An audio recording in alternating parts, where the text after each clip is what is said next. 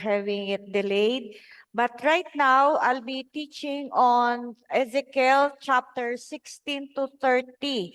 So next week po, because I will be in Dumaguete and together with Pastora Ana and Pastor Julius, so we will be playing recorded message. But right now, so may 15 chapters po ako ituturo. So medyo po ang Ezekiel, I notice it is somehow very, very parang ito, heavy chapters, okay? Heavy book. Ang hirap po niyang intindihin. At the same time, ang hirap din po niyang i-impart kasi because it's more of, ang essence niya more of gloom and para bang laging judgment. But the thing is, when after, studying 15 chapters, I get to know the character of God. Meron kang parang pinapasilip ni Lord sa akin, yung character niyan. So, napakaganda rin pala at the end, okay? So, dito, God is justifying himself in the desolation he is about to bring about upon Jerusalem. And very largely in this chapter, he shows the prophet and the orders him to show the people that he did but punish them as their sins deserve. Pinapakita po dito ng Panginoon yung gagawin niyang punishment sa mga bayan, sa bayan niya at sa mga ibang bansa na justified po yun dahil because of their sins. In fact, God expressed himself na yung punishment, not even deserving, meaning it's less than what they deserve. Even in our life po, yung pagdidisiplina po ng Panginoon sa atin, it's way below what we deserve. It is because we have the mercy of God. In chapter 16, ito po yung, it's a lovely chapter because it pictures God's love for us. Kasi ito po speaks of a symbolic of our salvation. God found us when we were in sin, unwashed and naked. So, ibig sabihin ng unwashed, napakadumi po natin sa harapan ng Diyos. And yet, because of His mercy, okay, kaya po niya pinadala ang kanyang anak. And then, upon our faith in Jesus Christ, ihinugasan po tayo ng kanyang banal na dugo from our past sins. And that's what we call justification. Just as if we have not sinned. And then, natagpuan tayong naked, meaning full of shame. Kasi di ba, pag ang tao hubad, makikita natin, exposed tayo. And it speaks of shame.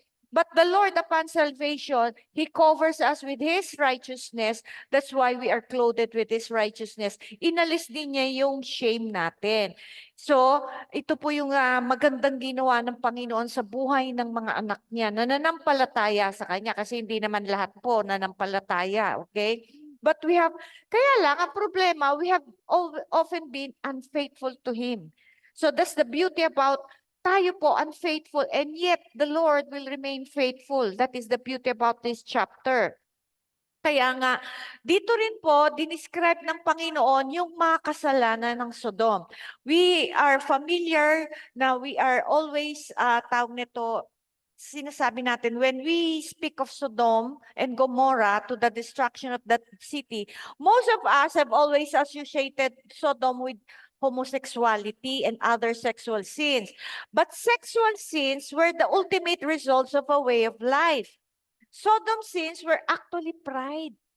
Kasi alam mo po, ang pride, ang root cause ng kasalanan. Bunga na lang po yung mga like homosexuality, sexual sin, laziness, gluttony, greed, anger, bitterness. But the thing is, ang pinaka-base po niyan foundation is pride. Remember, Satan, Lucifer fell from the glory of God because of pride. Kaya nga ayaw ng Diyos ang pride. Okay? Now, in chapter 17, ito po yung foregoing chapter, ito po yung sinisettle ng Panginoon ng kasalanan ni Zedekiah. Kasi ito po yung story niyan. Okay? Ang punishment po kasi ng Jerusalem and the Judah is pupunta sila sa Babylon as a captive, okay? So, ang promise ni Lord, while going through, being a captive in Babylon, sasamahan niya itong mga tao, mga Judah, mga Hebrews, mga promises niya sa people of God, okay? Kaya lang, okay, si Zedekiah, he broke his oath with Nebuchadnezzar. Ang ginawa niya, hiddenly, okay, secretly, nagpunta siya sa Egypt to have a covenant with Egypt para makawala sila sa captivity under Babylonian. So lalong nagalit ang Diyos kasi ang story po nito, ang season nila is they will be in Babylonian for 70 years or more, okay? Kaya lang sabi ni Lord, habang kayo nagpapasakop sa dealing ko sa inyo dyan sa Babylon, ang promise ni Lord, kasama niyo ako. I will prosper you in time of your captivity kasi you will find favor with Nebuchadnezzar. Okay. Kaya lang si Zedekiah talagang matigas ang ulo eh. Ayaw niya. Okay, that is the nature of man. We do not want to be submitted to another authority because king nga siya. Okay? So, hiddenly, secretly, nagpunta siya sa Egypt to have a covenant na parang, ligtas niyo ako kami dito, pupunta kami dyan. Eh, hindi niya alam ng Diyos lahat yan, okay? So, ang ginawa ng Diyos, pinarusahan niya si Zedekiah. He removed the favor na nakuha niya dito sa kay Nebuchadnezzar, okay? So, what does it teaches us, okay? It teaches us that, alam mo sa buhay natin, when God allows captivity, okay? Pag sinabi mong captivity is a season of painful experience. Okay? Means many times di natin naiintindihan how God allows it in our life. Okay? Para bang ang madalas na reaction natin, we resist. Okay? Pumapalag tayo, ayaw natin. Pero the thing is, sa New Covenant, may word po si Lord doon na sabi niya, submit to God. When God allows suffering and painful experience in our lives, knowing na He's in control, doon ang full trust natin, doon tayo magpapasakop. Huwag natin itry umalis sa proseso ng Diyos, okay? When God allows us in a situation or in a season where it is very painful, humbling, and difficult in our lives, do not get out of that fire, okay? There are times, minsan magtatanong ako, bakit Lord itong mga kasama namin umalis pag nadidisiplina? Ito pala yung sinasabi ng Panginoon, okay? Now, when they remove themselves from the process of what God is trying to accomplish in their lives, minsan titignan nila yung kahinaan ng leader, kapalpakan ng leader, i-blame nila yung leader kasi kaya kami umalis. But the thing is, even that, God uses for us kasi nandoon po tayo sa proseso niya. But these people who left the process of God will go around wilderness and then going around aimlessly. Pero tayo, as long as we are submitted to the season where God allows painful experience, painful season, God promised kasama natin siya. And He will even prosper us in the midst of this pain eh. Kasi dito ko po natutunan na when I allow God to deal with me in this kind of season, ang nangyayari po, mas nararanasan ko na mas malakas po ang presensya ng Diyos sa buhay ko. There were times na hindi ko naiintindihan because sometimes I have this mentality, Lord, alam ko, sumusunod naman ako sa iyo, alam ko naman faithful ako sa pag-submit sa iyo, bakit ganito pa rin? But the thing is, dito ko naunawaan, when you are more obedient to God, the more He will work powerfully and deeply in your heart. And God is accomplishing something in our hearts that only through this painful experience that He can accomplish that.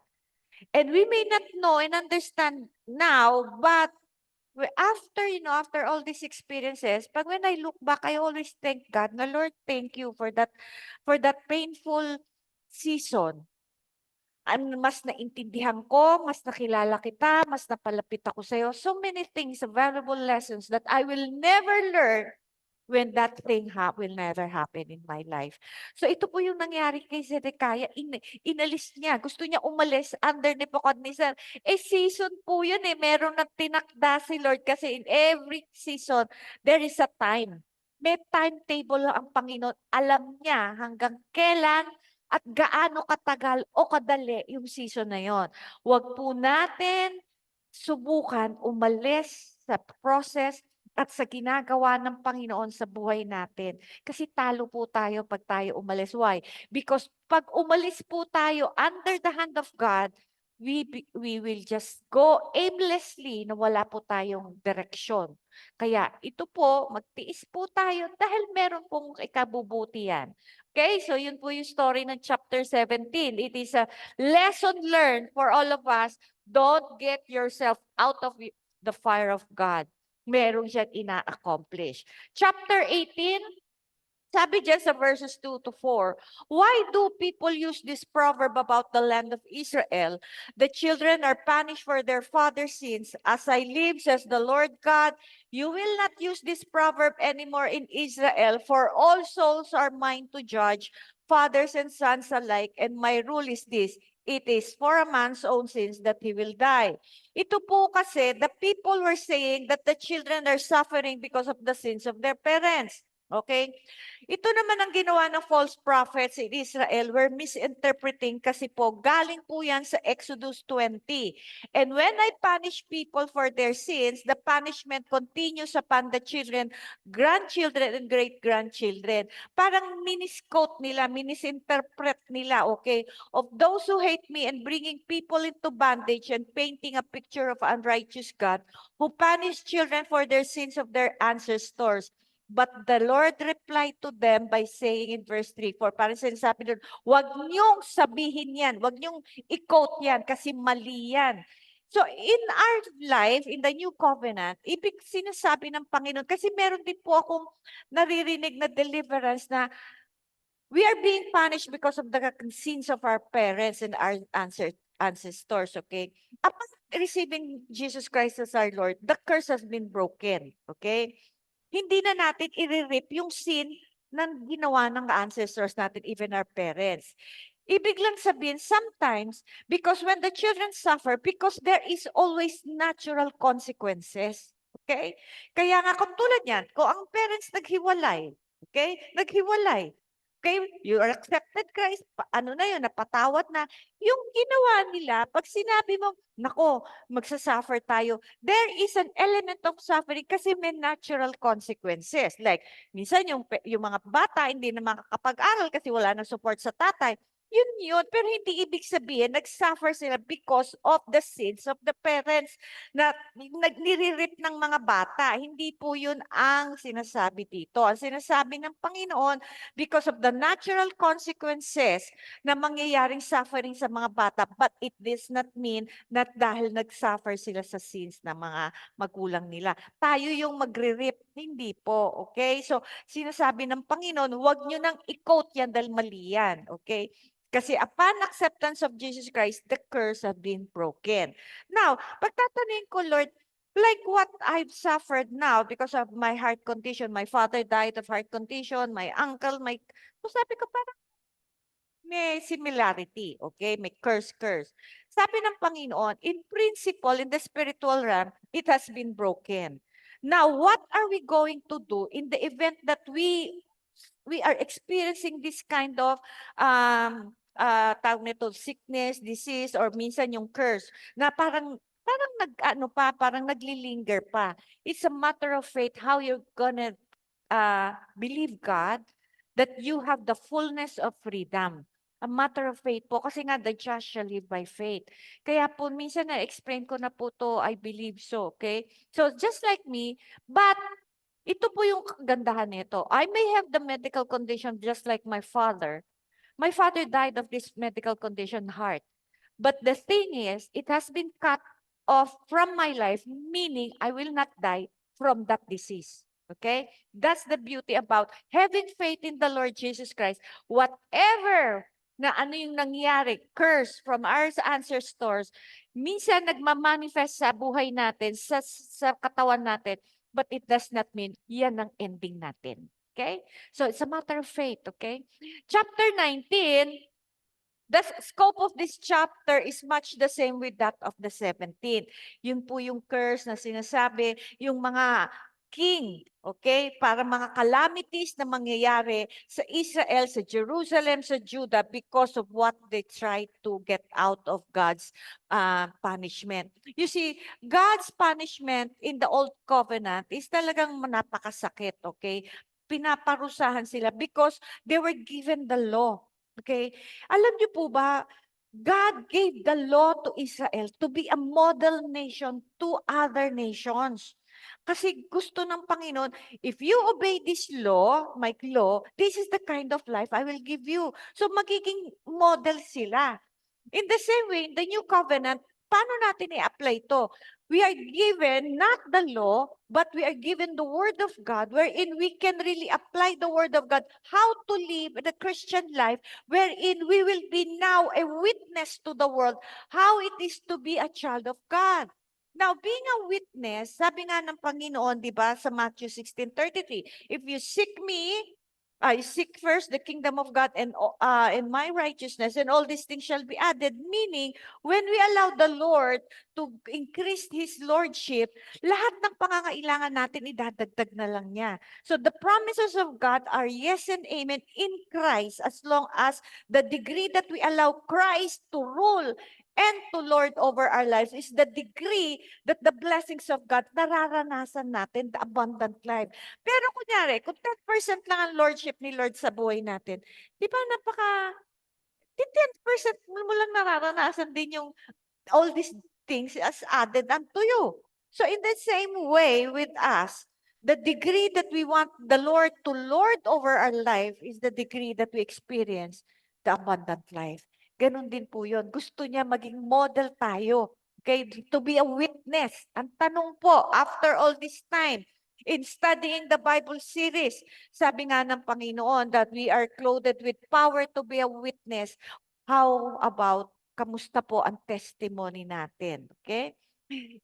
Kaya ito po yung importante sa atin.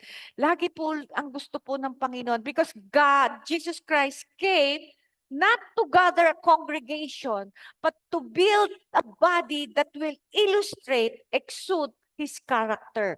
Okay? So, importante po yun. Kaya nga sabi niya, I will build my church. A church is His body wherein His very life and light will be manifested in us and through us. That is what it means, okay? Kaya nga, dito, yung kingdom at the house are compared to a vine and this princess to branches, which had been strong and flourishing, but we were now broken off and burnt. So, pareho rin po yung New Covenant and Old Covenant.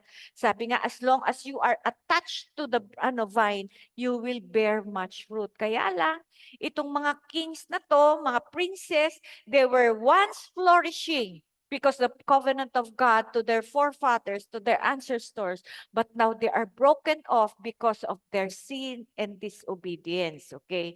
Chapter 20. In this chapter, the prophet is consulted by some of the elders of Israel. He is instructed by his God what answer to give them. He must, number one, signify God's displeasure against them. Then sa isa rin, he must show them what just cause he had for that displeasure by giving them a history of God's grateful dealings. So ang instruction ni Lord kay Ezekiel, yang mga yan, lalapit sa iyo, magtatanong kung anong kalooban ng Diyos, okay? I-relate mo sa kanya yung mga ginawa ko from Egypt at yung plano ko, and yet, patuloy sila nagmamatigas. You see, God intended that they will be delivered from Egypt, which He did faithfully. The 2 years that they had been in the wilderness was God's will. But the rest of the 38 years, it was not God's will. It was their stubborn will that they nandun sila, na-stuck sila sa wilderness. And yet, when God said that I will bring you to Canaan, He was not able to bring them, not because God failed them, because they failed God. You see, a covenant is always a two-part party. Gawin mo yung part mo, I will do my part. Kaya lang nagalit po ang Diyos because of what they did. Disbelief, they're full of unbelief, grumbling, complaining. Yun ang problema. Okay? Kaya nung in-explain ni God kay Ezekiel, "O ito sabihin mo, ito yung gagawin ko sa kanila, punishment." So, yun po yung ginawa ng Panginoon sa mga Israelites. You see, many times, we hang on to the promises of God, forgetting what is our part. Kailangan may part po tayo. Kaya nga po yun lagi ko sinasabi po sa inyo at patuloy ko pong sasabihin. It is good to seek God for a promise, okay?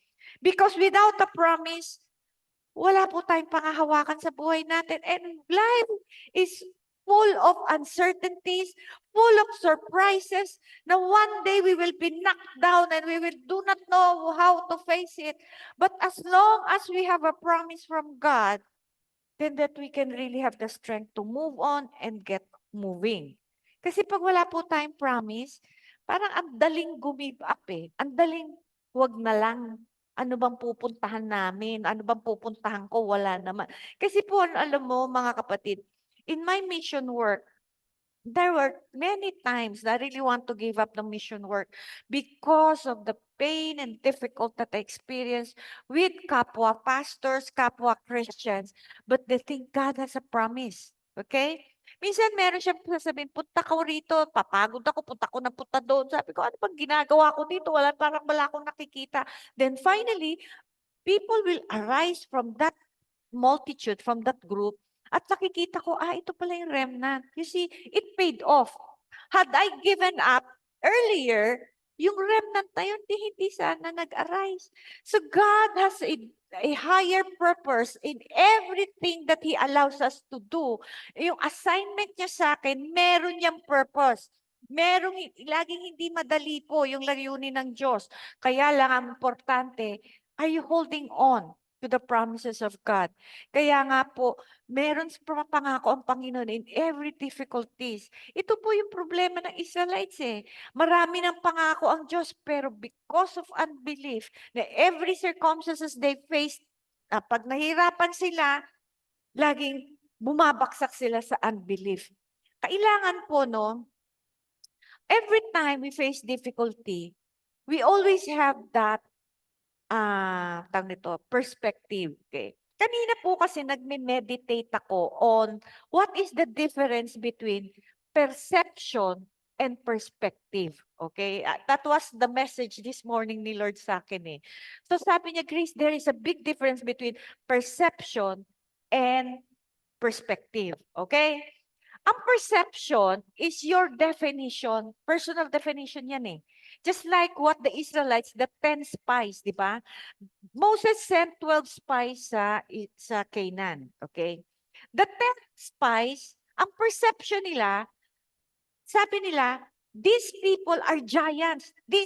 We perceive that, tag nito, ang perception nila, mga giants sila. At ang tingin nila sa atin, grasshopper.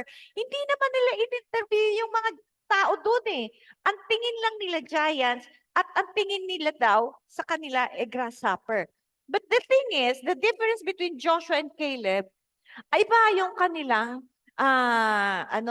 perspective. Okay? So na-discover ko, ang perception is your definition of every circumstance according to your personal view.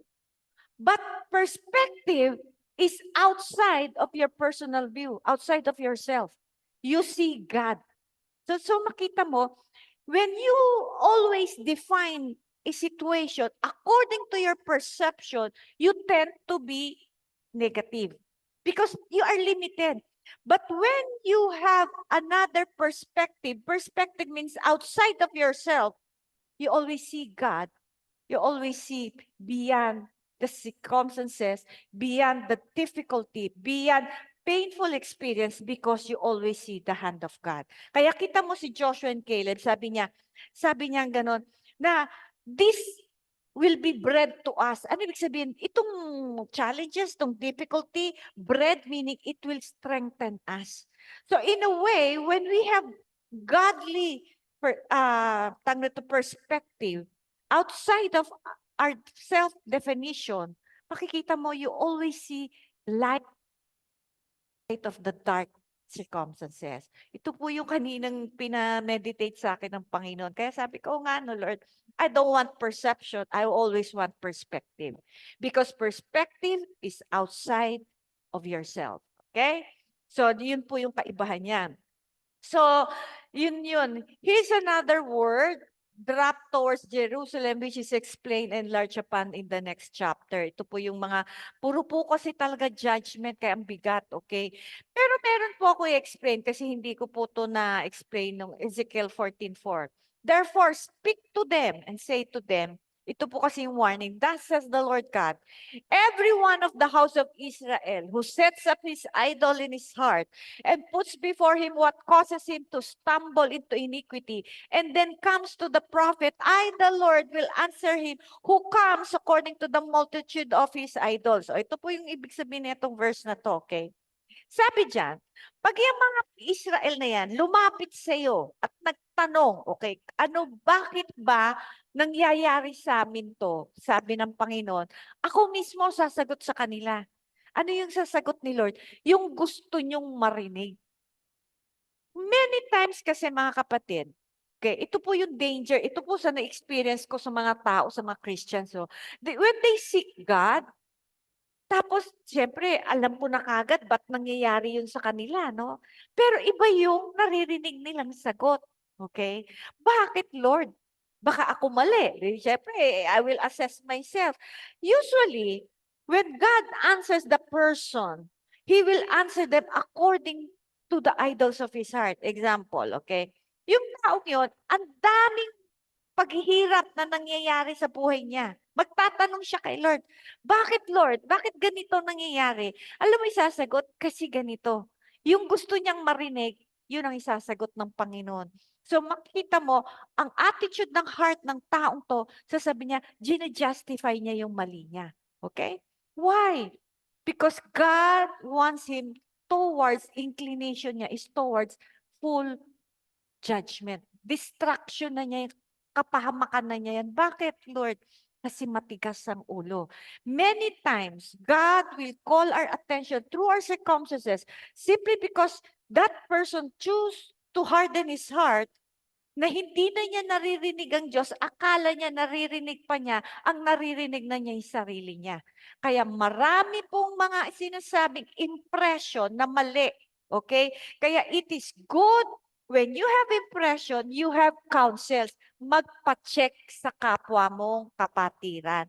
Tama ba to? Kasi kung mali, baka ako lang to. So that's the reason why we are a body of Christ to help each other. Ngayon, marami na nagsabi, mali ka. Pero you continue to justify, next time magtanong ka kay Lord, sasabihin ni Lord yung gusto mo nang marinig. That is dangerous. Kaya nga minsan nakapapahama ka maraming Kristiyano. Bakit? Okay? Because they don't want to hear what God is saying. Chapter 21. Okay? So 3 and 4, for the Lord says, I am against you, Israel. I will unsheathe my sword and destroy your people, good and bad alike. I will not spare even the righteous. I will make a clean sweep throughout the land from the Negev to your northern borders. Bakit ko sinama tong verse na to? Okay. Nung sinabi ng Panginoon dyan, I will not spare even the righteous. So sabi ko, Lord, will you explain this to me?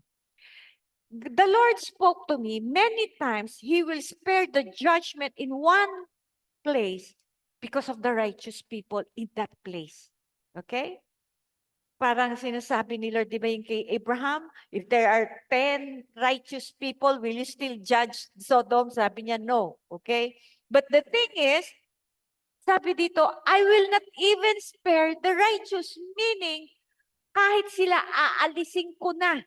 Bakit? Dahil the fullness of the judgment of the Lord will be upon that nation or upon that community or even upon that family. Kasi mga kapatid, the righteous person, salt tayo and light. Ano bang silbi ng salt? Preservation. As long as there are righteous people in that nation or in that community or in that family, God will spare this. Okay? spared them because of the righteous.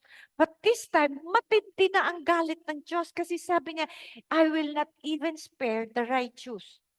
So, ang laki pala ng role natin as the righteousness of Christ, that we can really spare the nation, our family from receiving the judgment of God simply because of our lives.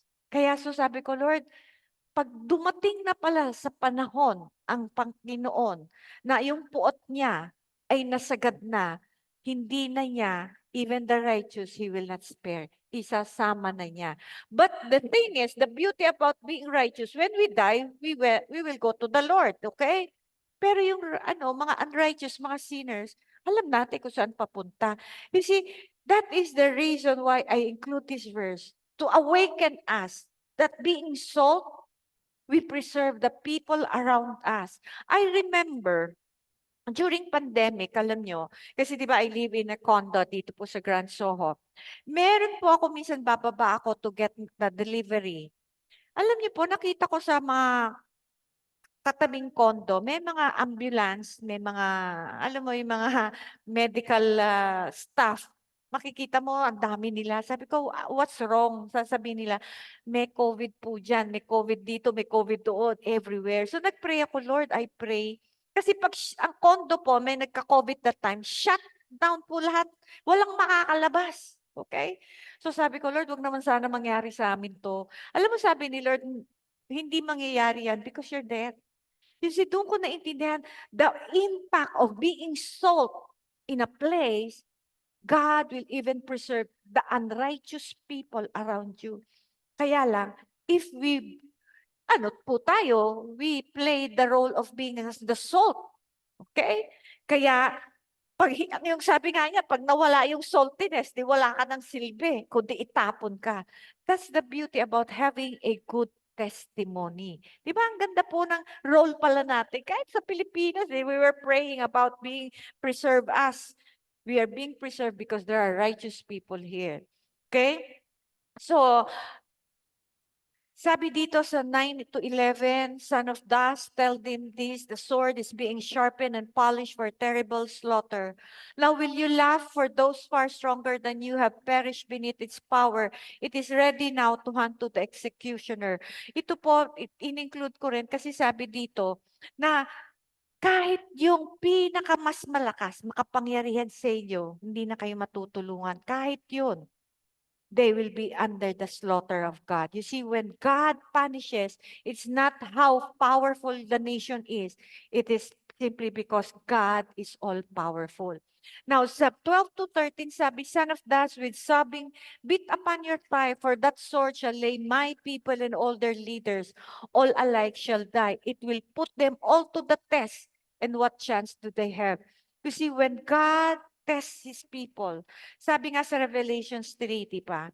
God will test the whole earth. And sabi nga niya, to those who endure to the end. You know, I met a pastor in Bacolod. Sabi niya, Pastora, your message is very timely. That you really need to warn the body of Christ. You know why? Because the Lord showed him a vision that before the Lord comes again, the Holy Spirit will be removed from the hearts of those who say that they are Christians. Kasi syempre, pag tinanggap mo, nandiyan ang Holy Spirit, pero yung mga hindi wholehearted, carnal, half-hearted, yung mga pasaway na Christians, paano pag wala ng Holy Spirit? No one will be able to sustain them. Ang hindi lang nila aalisan ng Holy Spirit are His bride to protect and to sustain. Kaya pala sabi niya, to those to endure to the end will be saved. This is what the parable of the 10 virgins is all about. Pag yung oil na yon, it's symbolic of you allow the Holy Spirit to work in your heart to bring transformation. But when you continue to resist the Holy Spirit, one day aalisin yan. Pag dumating ang testing na the whole earth, yung Holy Spirit na dapat inalaw mo mag-work sa'yo, mawawala. So kaya nga sabi, di ba ng foolish virgins, give me some of your oil. The 5 wise virgins cannot give because it is a personal matter. Because what you allow the Holy Spirit to work in you, It's a heart matter. Kaya nga, while everything is still peaceful, allow the Holy Spirit to work in your heart so that when the time comes, the Lord will remove the Holy Spirit. You have such oil and you are prepared for that. I pray that nakuha niyo po itong revelation na ito. Chapter 22. Here are the three separate messages which God entrusts the prophet to deliver concerning Judah and Jerusalem, and all to the same purpose to show them their sins and the judgment that were coming upon them for those sins. Kaya nga mga kapatid, before God brings judgment, inaano siya niyan nagre-release ng message, warning. When you take heed of the warning, then sabi nga dito sa New Testament, di ba? Judge yourself. Okay? We need to judge ourselves so that we will never be judged with the world. I know you encountered that verse New Testament. What does it mean to judge yourself? Let God examine us. What needs to be changed? What needs to really adjust in our life? Judging ourselves, meaning we see ourselves in the light of God's word, God's glory. Okay? Sabi nila, sin daw is the fall short of God's glory. Okay? So, what is God's glory? Kasi sabi nila, akala natin is sin is just about committing adultery, robbing, stealing, gossiping, being bitter. That is the very, the basic. But the thing is, sin is the fall short of God's glory. And when you see another verse, sabi doon, Jesus Christ is the glory of God. So when you combine these two verses, it means that sin is anything that is not Christ-like, unchrist-like. So it starts from the heart, the motive, the intention. Kaya di ba sabi ko, I always mention it in the conference, five aspects that God wants to change. Like number one, motive, attitude, words, and then actions, and then thought life. Kasi minsan hindi naman tayo nakikita ng tao. I mean, we can be good in the eyes of man, but what is our attitude? Minsan tatahimik lang ako. Minsan pag naiinis ako, tatahimik ako. Pero makikita mo yung attitude ko mali sa heart. So yun yung dinidil ni Lord sa akin. Kasi minsan pagka napipikon ako minsan sa kasama ko, alam mo, yun, minsan sa mission, nakakapikon. Yun ba, alam mo yun, parang, ano ba yan? Napipikon na talaga ako, naiinis ako. Then nakikita mo, si Lord will deal with me. Oh, Grace, watch out your attitude. Sabi ko, Lord, forgive me. You see, many times si Lord, ano yan one time, kasi sa PAL, the beauty about PAL, kasi you can change your seat. One time, sabi ko, I don't want my seat.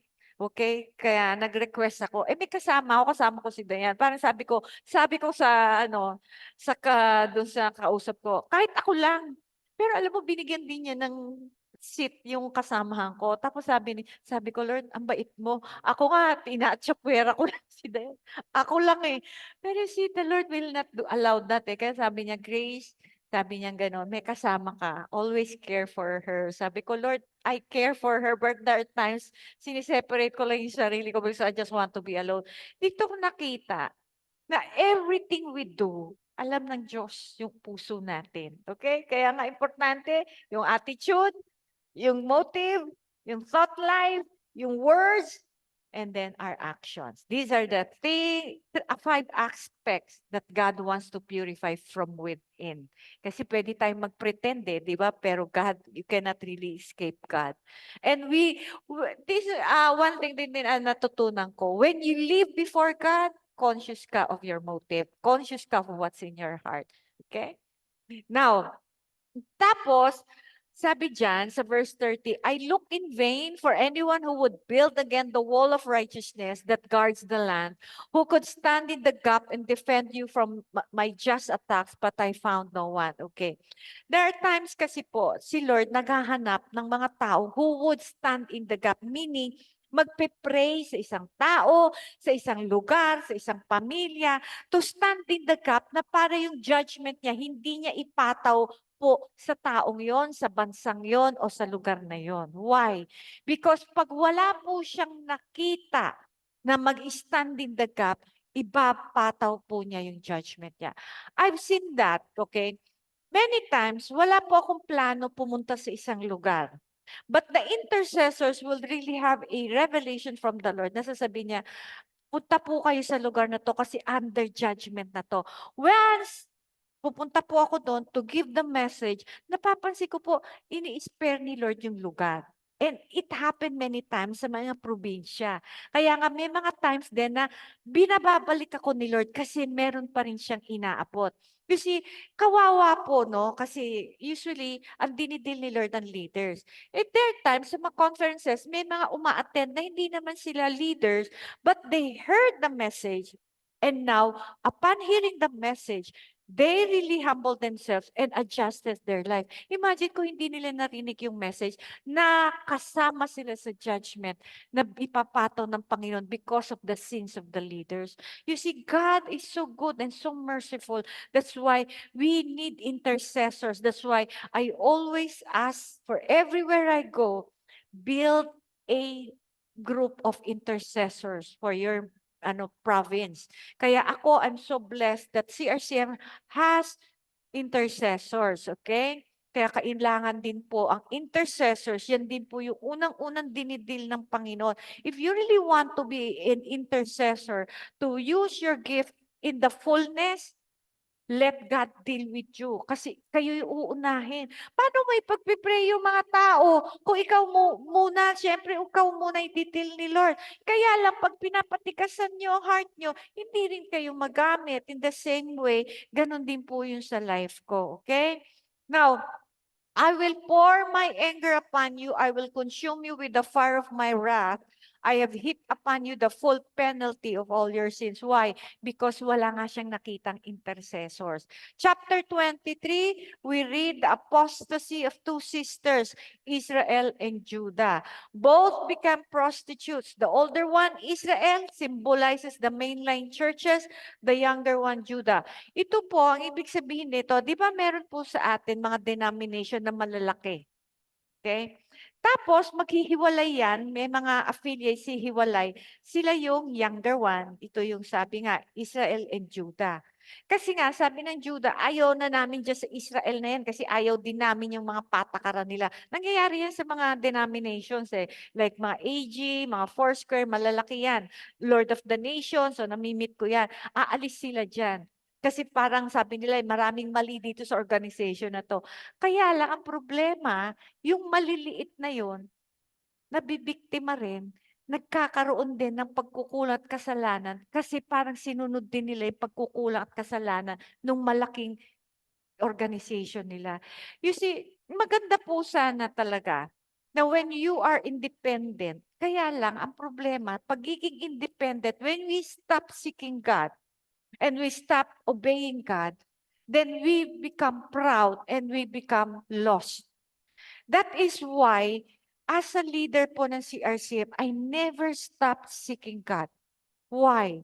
Because I make sure that, number one, my life is aligned with the Lord so that I can lead the people towards what God wants. Because without the leadership of Jesus Christ in our life, in my life, and in that ministry, all is lost. Paano pagka humarap kami sa difficulty, di na namin alam ang gagawin namin. Baksak na kami lahat. The reason why we are being upheld in spite of all the difficulties we're facing now, simply because we are in the perfect will of God. When you're in the perfect will of God, sometimes when you see circumstances are falling apart, actually they're not falling apart. They are falling into place. And yun po yung maganda nun. Pag kahit po mahirap, masakit, nakala mo, Lord, wala na, hindi. You are being established to the perfect will of God. Kaya sabi ko, Lord, ang sarap pala. Na-share ko nga to sa mga intercessors, no? You know what happened to Kamarin? Sabi ko, Lord, really, I was really in pain for several days. But the thing is, the Lord gave me the rejoicing spirit because He showed me what as the outcome. Because we are following the perfect will of God. we're not lost, we're actually being established to where God wants us. Kaya sabi ko, Lord, amen. Di ba? Kaya masaya po ako. Kaya kahit anong pangungutya ng mga kalaban, hindi nila ako mapuput down, okay? So, yun po. Chapter 24, he will read part of the price that Ezekiel had to pay for his ministry. His wife died suddenly.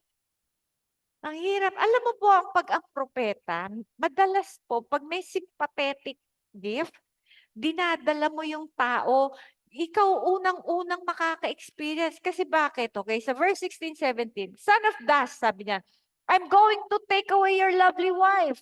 Suddenly she will die, yet you must show no sorrow. Do not weep, let there be no tears. You may sigh, but only quietly. Let there be no wailing at her grave. Don't bare your head nor feet, and don't accept the food brought to you by consoling friends. So, ang sakit naman noon, parang huwag kang iiyak, huwag kang mag-grieve, huwag kang ganito. Ang hirap. Bakit? Because Ezekiel's life is a symbol to Israel. Ang sinasabi dyan, yung sign of Ezekiel's not mourning for the death of his wife is shown that the calamities coming upon Jerusalem were too great to be lamented. So great that they should sink down under them into a silent despair. Para bang sa sobrang overwhelming judgment, calamity, wala na silang panahon mag-grieve at mag-mourn. Imagine ganun katindi, no? So, nauna kay Ezekiel yun. As a prophet, he was under the hand of God and had to obey. There are many legitimate things others can do that prophets may not be allowed to do. Yan po ang buhay ng propeta. I can attest that. In fact, being in the Old Covenant, in the Old Testament, it's better to be a priest than a prophet. Because priests had an easy life, prophets had none. They're always in difficulty. Kaya nga, makikita natin pag true prophet, their life is filled with suffering. A false prophet is always defined by luxury, pleasure, and wealth. But the true prophet, always with pain, suffering, and difficulty. Okay? Chapter 25, verse 2, 3, son of dust, look toward the land of Ammon and prophesy against its people. Tell them, listen to what the Lord God says, because you scoffed when my temple was destroyed and mocked Israel in her anguish and laughed at Judah when she was marched away captive. Okay. Nagalit ang Diyos, okay, dito kay Ammon. Bakit? When God judges Jerusalem and Judah, nang mock sila. Sabi sa Proverbs 24:17, do not rejoice when your enemy falls, and do not let your heart be glad when he stumbles. In our life, pag ang kaaway natin, nakita natin, bumaksak, naapi, whatever may tragedy, at sasabihin natin, yehey, mga kapatid, God is displeased. And many times, meron din ako na-encounter sa Bible, yung calamity na yan, ibabalik ko sa inyo. When I was really saddened by the what happened po sa Camarin, I sense in my spirit that there were mocking and rejoicing because of what happened to us. But the Lord promised me, Grace, one day they will be covered with shame. Sabi ko, Lord, I do not pray for them to, suffer, but I pray that kahabagan mo sila. But sabi niya, Grace, one day when they see that what I will do in this main church, sa main po natin, kasi Camarin is the base, the main, that when I make it glorious once again, your enemies will be covered with shame. And I just keep quiet. So sabi ko, Lord, I still pray for them and nakahabagan mo pa rin. Huwag po tayo nagre-rejoice. Ako, alam mo, pag nakikita ko yung mga kumakalaban sa akin, nakikita ko po may nangyayari sa kanila, hindi ako natutuwa eh. Minsan nga, naiinis ako kasi naiinis ako dahil sa ginawa nila, nangyari sa kanila yun. See, hindi yun na natutuwa ako. I will never rejoice at the calamity of my kapwa. Even if they're so evil against me. Why? Because I live under the mercy of God. The reason why I was kept under the power of God. You see, sin is a gravity yan eh. It is under the law of gravity. Sin will pull you down. But grace, what does grace and mercy do to us? It upholds us. It keeps us, uh, ano tayo. We are kept by the power of God. That is what grace is. Kaya lang tayo hindi nadadapa, hindi tayo naninira, hindi natin ginagawa yung ginagawa ng masasamang kapatiran. Kasi we are kept by the power of God. We are under grace. Kasi sabi nga niya, because you're under grace, sin will not overrule you.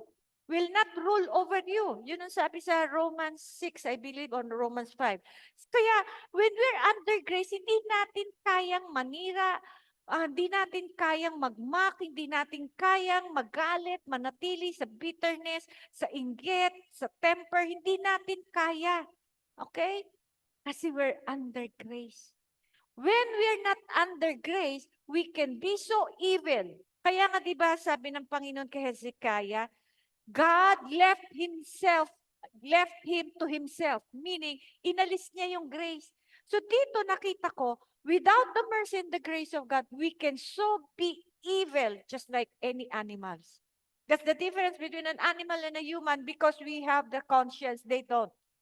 But there are people who live, they claim to be Christians and live wickedly because they are not under grace, because they become wicked.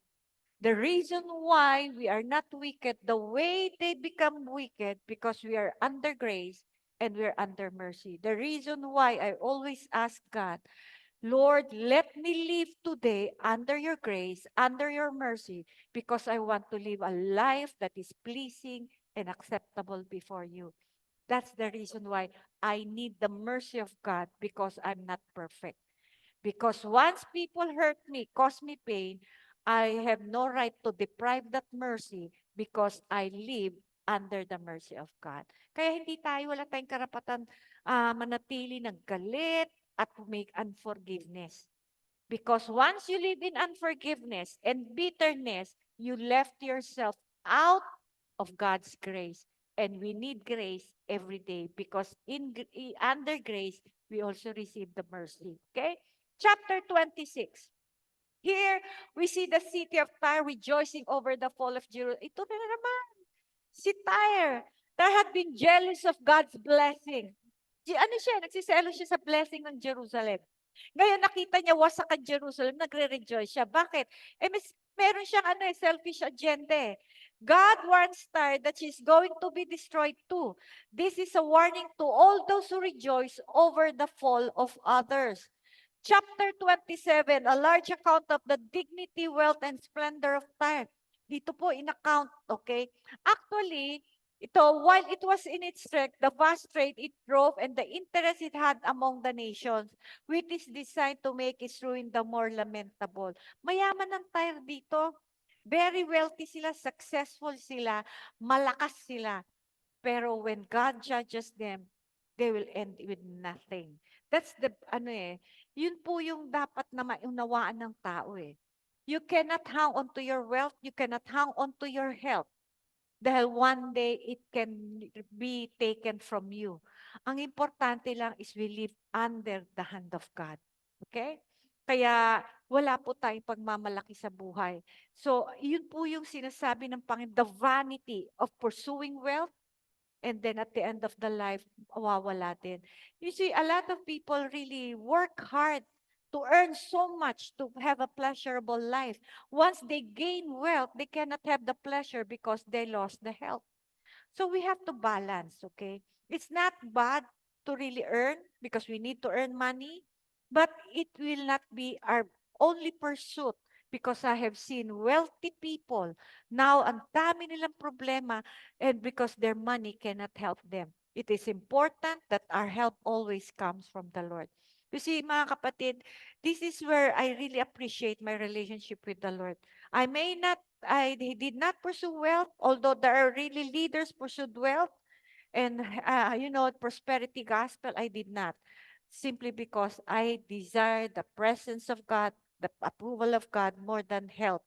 And then God gave me wisdom, which is far more precious than, sabi nga nila, gold and silver. Chapter 28. Ito pong chapter 28, Ito po yung lamentation about Tyre, okay? Sabi dito, thus says the Lord God, you were the seal of perfection, full of wisdom and perfect in beauty. You were in Eden, the garden of God. Every precious stone was your covering, the sardius, topaz, diamond, beryl, onyx, and jasper, sapphire, turquoise, and emerald with gold. The workmanship of your timbrels and pipes was prepared for you on the day you were created. Okay?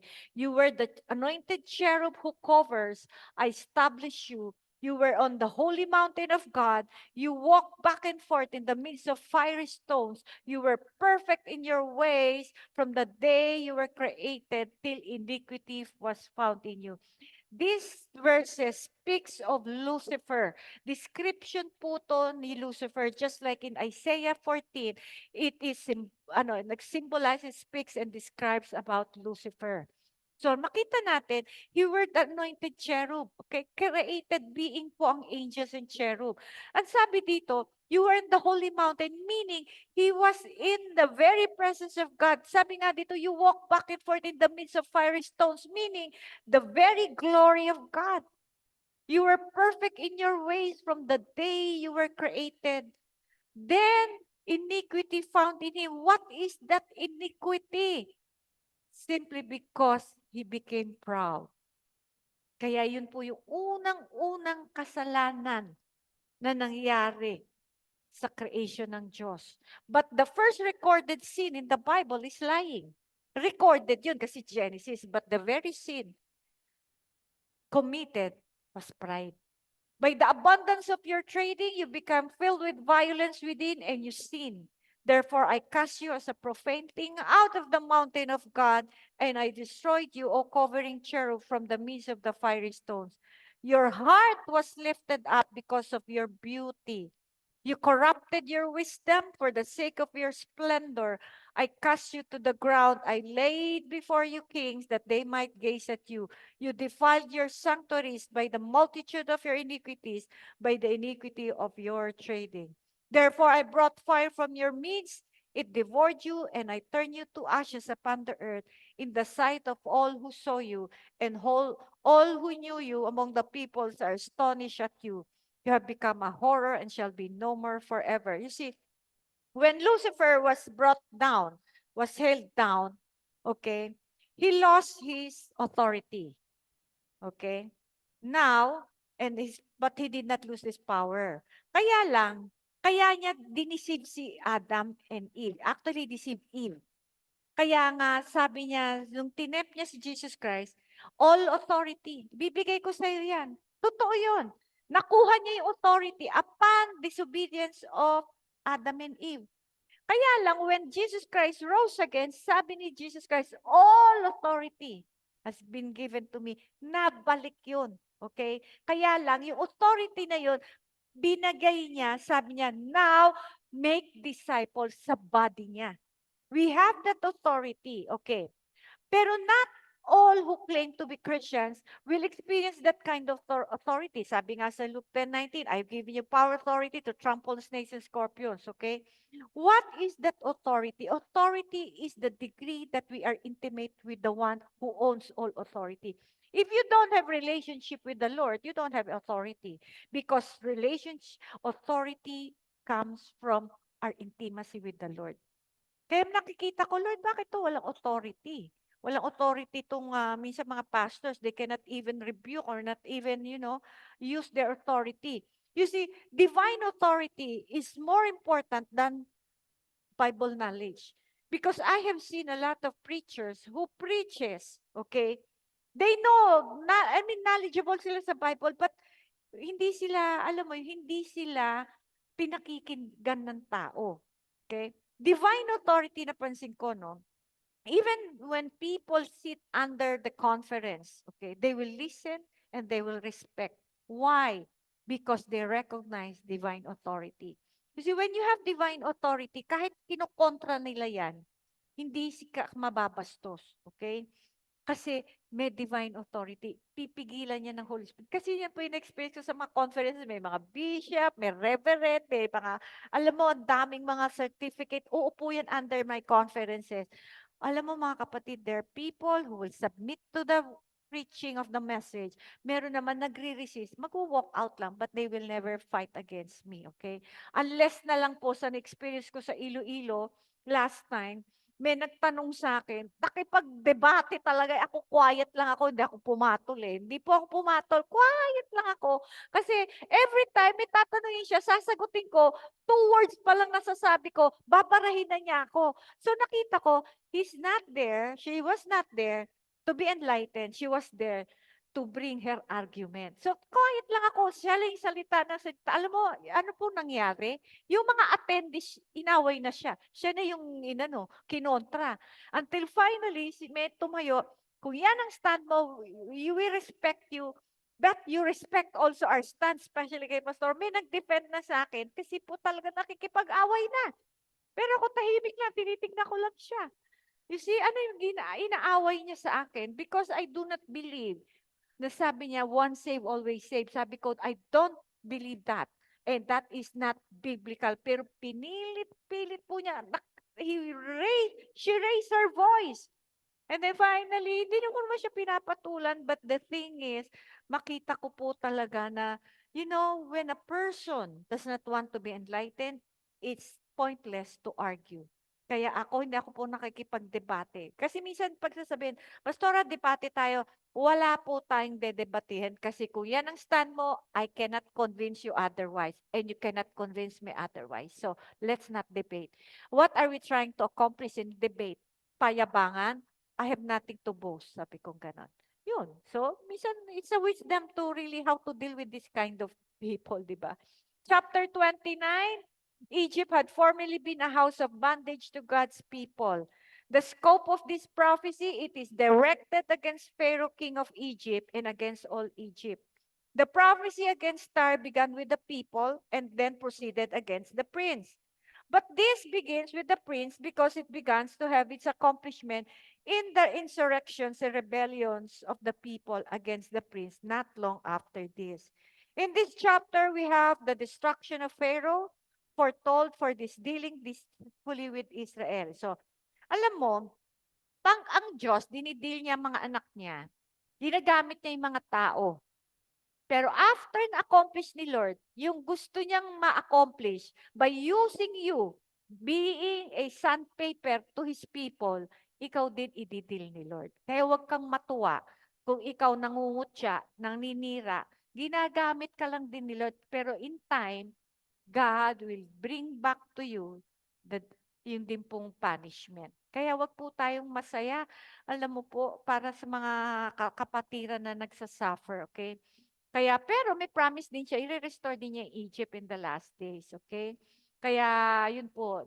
Chapter 30, in this chapter, we have a continuation of the prophecy against Egypt, which we had in the latter part of the foregoing chapter, just before the desolation of that once flourishing kingdom was completed by Nebuchadnezzar.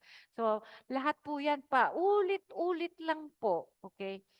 Alam niyo po, as I study Ezekiel, I get to know the character of God. Meron akong nasilip. He opened my eyes and somehow I understood an aspect of the character of God. Okay? So, I pray that you also have that kind of revelation of the Lord when you study the Word. Mahirap po talaga. The Word of God is a mystery, but we need the Holy Spirit for illumination and enlightenment. Every time I study the Word, I always ask, Lord, reveal yourself to me.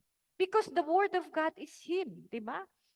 Now, in conclusion, in Philippians 2:12 to 13, sabi dyan, my beloved ones, just like you've always listened to everything I've taught you in the past, I'm asking you now to keep following my instruction as though I were right there with you.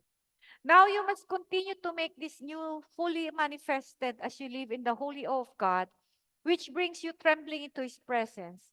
God will continually revitalize you, implanting within you the passion to do what pleases Him. There is no question that God can save us. He has the power to do this and has the will to do this. He certainly wants to do it. It is part of His plan. Even so, we can stop the process. We can choose not to be sanctified. This is what Paul says, work out your own salvation. We learn from the analogy of Israel in the wilderness how the first generation of those who came out they made the choice to die in the wilderness. It was not God's purpose that they died there. He had the power to get Israel into the land, yet their lack of faith, their disbelief, their stiff necks, the fact that they never got rid of the patterns of thinking they had in Egypt, they would not yield, they refused to make right choices. Ito po yung mahirap yung nakasanayan natin, ayaw na natin mag-adjust. This is the danger of theological mold, the pattern we created in our mindset, unlike Joshua and Caleb, were the deciding factors in their bodies being scattered all throughout the wilderness. God had written down as a lesson for us to see. He is saying, in effect, choose life. Don't choose to do what these people did in lasting, in tempting me, and so forth. God is not demanding that we do everything perfectly from day one, but He does want to see evidence that we want to be there. Ang tanong po, after of this Bible study, do we have the desire for righteousness? Do we hunger for it? Do we want God's purpose to be accomplished in us? He wants us to see we are making efforts to walk the talk. He wants us to see that we are not going backwards. He wants to see us move off dead center and that we begin to grow in steady, consistent basis regardless of how fast it is. He wants to see that we are using and applying what He has given to us and is willing to add whatever we lack. He will give us the gifts that we need in order to serve Him. If we do what He wants us to do, the changes will take place. The mainstream Christian approach leaves one with the impression that salvation is complete at the point of justification. But that is completely out of step with Colossians 1:22, where Paul writes, if you continue in the faith. Israel had to walk to the promised land. As they walk, God prepared them to inherit the land. In this way, they become sanctified. Sanctification, it what gives evidence of growth. Mga kapatid, when we allow God to work in our hearts, He is sanctifying us. And sanctification is the proof of our growth. When we do not follow the leading of God, we will never grow and mature and be transformed. Kaya nga po, we are so really doing everything to teach you the Bible for you to have a life to follow the footsteps of Christ. And as much as we are doing this on a personal level, my desire for this church is that we all grow up and be a testimony to the world. And now that we can really believe that we are the true children of God. I pray this is not just another Bible series study, but a life transforming. And we can only be transformed as we follow the leading of Christ. Just like the Israelites, they follow the leading of God. Alam ko hindi madali. Pero why would you choose an easy life when at the end of your life, you will spend your eternity in hell? I rather suffer now because at the end of my life, I know where I will spend my eternity. It is a life with the Lord. We rather suffer now in obeying God than have a pleasurable life and suffer in eternity. That is what my heart is, that all of us be transformed, to be a witness, to be more like Christ. Mga kapatid, the evidence of faith is obedience. And God instructed me, Grace, 3 things I want you to have in your life. 3 things. Humility, humility, humility. And the evidence of humility is submission.